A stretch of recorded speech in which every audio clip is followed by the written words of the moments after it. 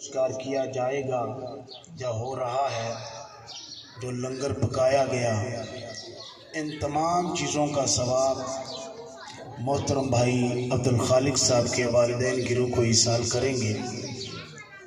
اور یہ ایصال ثواب جو ہے، یہ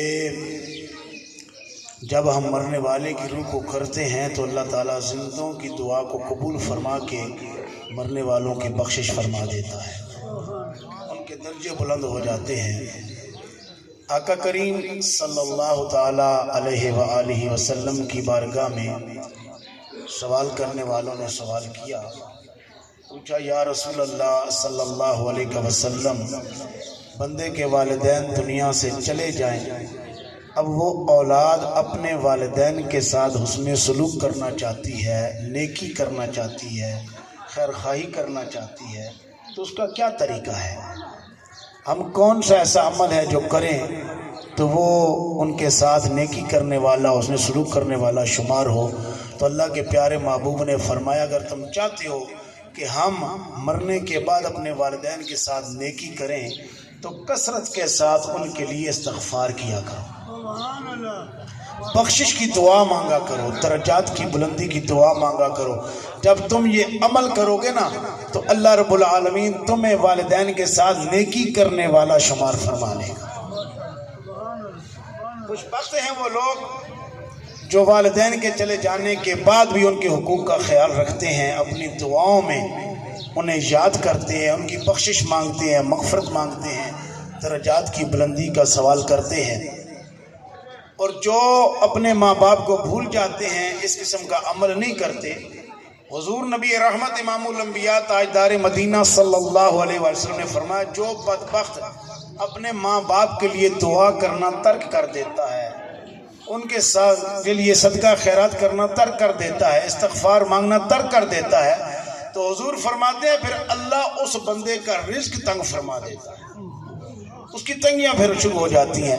تو خوش بخت ہیں وہ لوگ جنہوں نے اپنی اولاد کی اچھی تربیت کی، اپنی اولاد کو نیک بنایا، دنیا سے چلے گئے تو اب وہ نیک اولاد اپنی دعاؤں میں اپنے مرے ہوئے والدین کو بھی یاد کرتی ہے۔ اللہ تعالیٰ عبدالخالق صاحب کے والدین کی کامل بخشش فرمائے، درجے بلند فرمائے، جنت الفردوس میں اعلیٰ مقام عطا فرمائے۔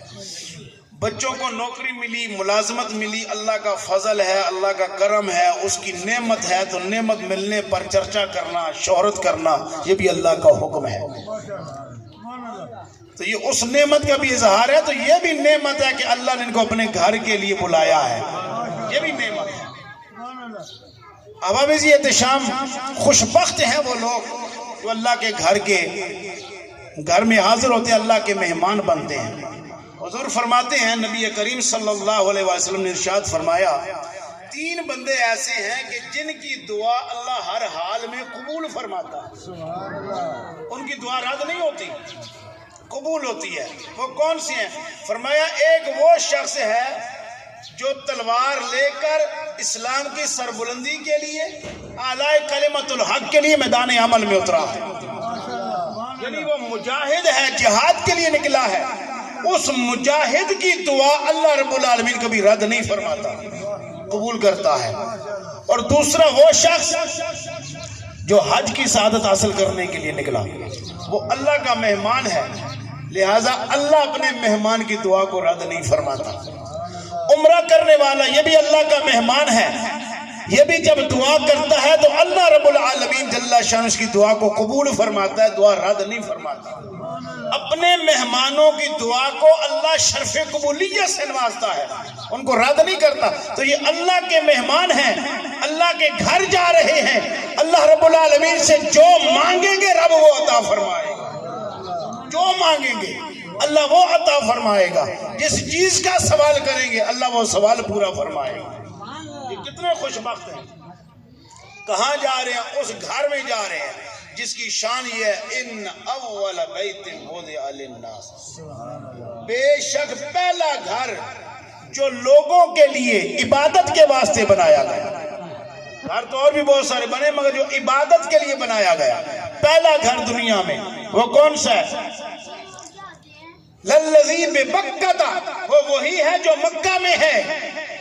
مبارکن وہ بڑی برکت والا ہے، بڑی شان والا ہے، بڑی عظمت والا ہے، بڑے مقام اور مرتبے والا ہے، ہدی للعالمین، تمام عالمین کے لیے ہدایت کا سر چشمہ ہے۔ ان علماء موجود ہیں ماشاءاللہ کثیر تعداد میں، پڑھے لکھے حضرات نظر آ رہے ہیں۔ ان حرف تاکید، اور تاکید وہاں پر ہوتی ہے جہاں پر کوئی منکر موجود ہو، جس چیز کا ذکر کیا جا رہا ہے اس کی عظمت کا، اس کی شان کا کوئی منکر ہو تو وہاں پر تاکید میں بات کی جاتی ہے۔ تو چونکہ جو یہود تھے، نصارہ تھے، وہ قبلہ کی توہین کرنے والے تھے، قبلہ کو قبلہ نہیں مانتے تھے، وہ تو بیت المقدس کو قبلہ مانتے تھے، اس کی عظمت کے قائل تھے۔ وہ کہتے تھے سب سے پہلا گھر عبادت کے لیے بیت المقدس بنا ہے، طرح طرح کی باتیں کرتے تھے۔ اللہ تعالیٰ نے جواب دیا، فرمایا نا سنو کعبۃ اللہ کی عظمت کے منکروں، ان اول بیت وضع للناس، میں رب ہو کر یہ اعلان کر رہا ہوں کائنات کے اندر سب سے پہلا گھر جو عبادت کے لیے بنایا گیا وہ وہی ہے جو مکہ میں یعنی حرم پاک۔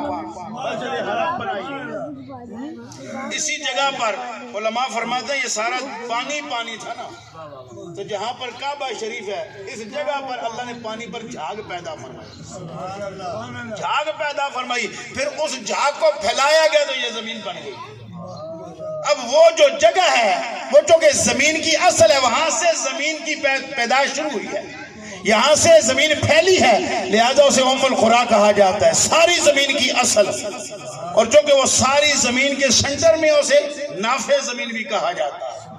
سب سے پہلے یہاں سے جہاں کعبۃ اللہ زمین کی ابتدا ہوئی ہے، زمین کا آغاز ہوا ہے، اول بیت وضع للناس للذی ببکۃ مبارکا وہدی للعالمین، کائنات میں لوگوں کی عبادت کے لیے سب سے پہلا گھر بنایا گیا وہ وہی ہے جو مکہ میں ہے، مبارکن برکت والا ہے۔ کون سی جگہ ہے؟ برکت والی۔ کون سی جگہ ہے؟ برکت والی جگہ۔ اب کتنی برکتیں ہیں یہ آپ علماء سے سنیں، علماء سے سنیں، آپ کو بتائیں گے کتنی برکتیں ہیں۔ اور برکت کے لیے میں دو چار باتیں آپ کو سناتا ہوں۔ امام الانبیاء تاجدار مدینہ رحمت دو عالم صلی اللہ علیہ وآلہ وسلم نے ارشاد فرمایا من نظر الی الکعبۃ ایمانا و تصدیقا،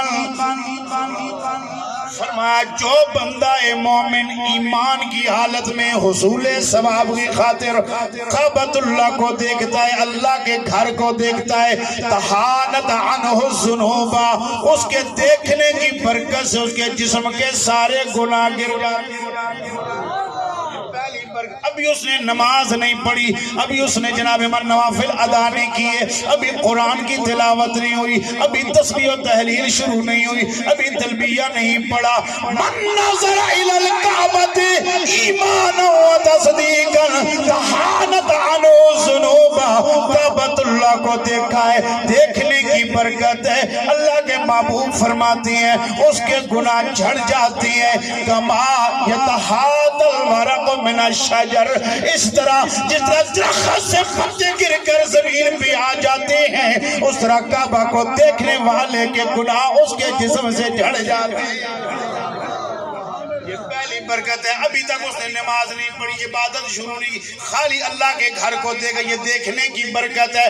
دوسرے مقام پر امام الانبیاء تاجدار مدینہ صلی اللہ علیہ وسلم نے فرمایا من نظر الی الکعبۃ ایمانا و تصدیقا خرج من ذنوبہ کیوم ولدتہ امہ، امام الانبیاء تاجدار مدینہ صلی اللہ تعالی علیہ وآلہ وسلم نے فرمایا جس بندہ مومن نے ایمان کی حالت میں حصول ثواب کی خاطر اللہ کے گھر کو دیکھا، ایمان کی حالت میں دیکھا، ثواب کی نیت سے دیکھا، خرج من ذنوبہ، اللہ رب العالمین اسے گناہوں سے اس طرح پاک فرما دیتا ہے، مبرہ فرما دیتا ہے کہ یوم ولدتہ امہ، کہ آج ہی جیسے ماں کے بدن سے دنیا میں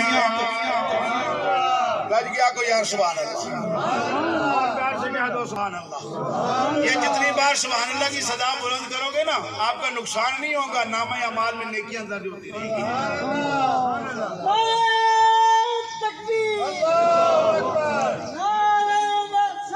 یا رسول اللہ۔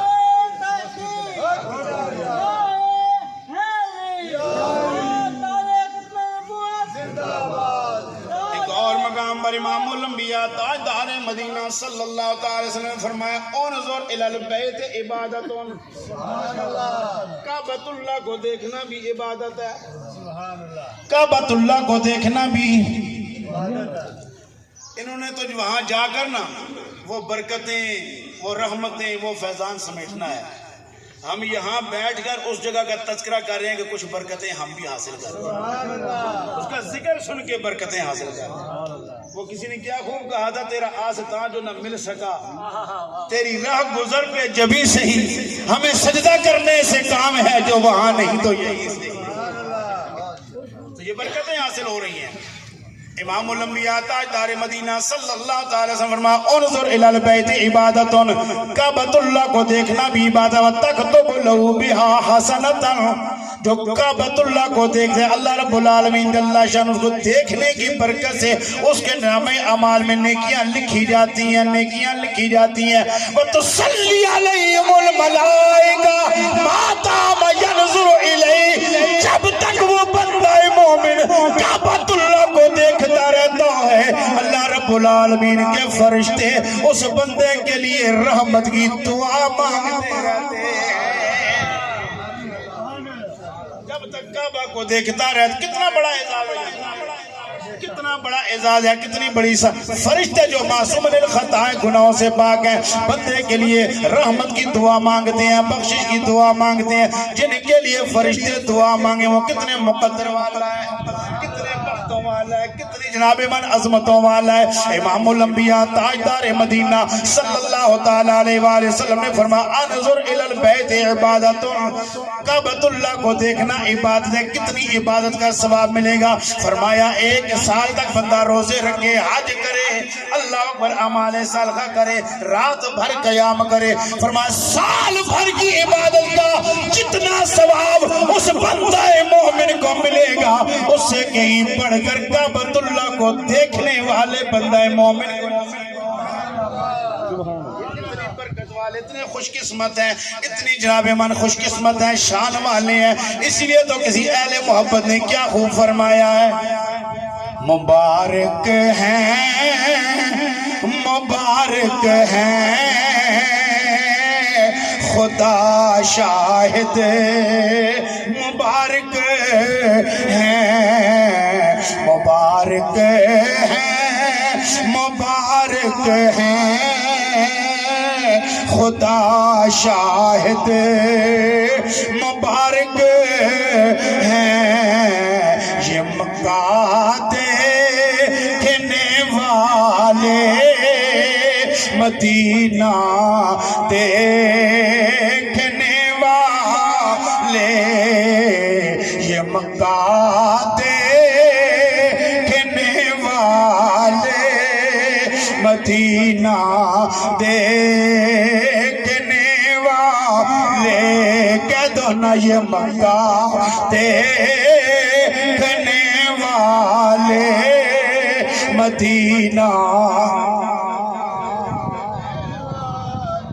کا فرماتے ہیں مکہ مکرمہ یعنی بیت الحرام پر، مسجد حرام پر، کعبۃ اللہ جس جگہ پر واقع ہے 120 رحمتیں روز نازل ہوتی ہیں، 120 رحمتیں روز نازل ہوتی ہیں۔ صحابہ نے عرض کیا رسول اللہ صلی اللہ علیہ وسلم یہ 120 رحمتیں کس کس خوش نصیب کو نصیب ہوتی ہیں؟ میرے کریم آقا نے فرمایا ان میں سے 60 رحمتیں اس خوش نصیب کو نصیب ہوتی ہے جو کعبۃ اللہ کے گرد طواف کرنے والا ہوتا ہے، 40 اس کے حصے میں آتی ہیں جو نماز پڑھنے والا ہوتا ہے، 20 رحمتیں اس کے حصے میں آتی ہیں جو